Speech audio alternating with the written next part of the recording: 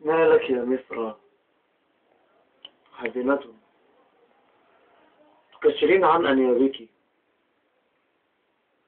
أأنت غاضبة مني؟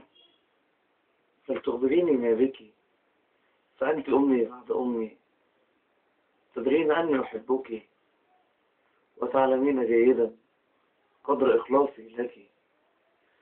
لا تأخذيني بذنب قوم لا يعرفون قدرك، يعصوك ويغضبوك ويزعمون بأنهم أولادك، ويخربون وينهبون ويسرقون خيرك، ويأخذون ما تملكين ليبيعوه لغيرك. فلا تحزني يا أمي، فجاء الآن دورك لتطرديهم وتهمليهم وتبعديهم عنك، ولأقم أنا بدوري كي أرد جميلك.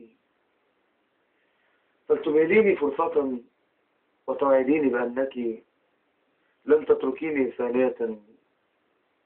لا تحرميني عطفك، فأنت يا مصر السبيل ولا سبيل بعدك.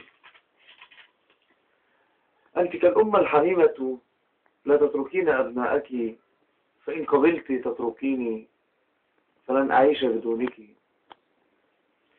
فلأموت على أرضك مدفون تحت ترابك، ولأردد عند موتي قبل الشهادة اسمك.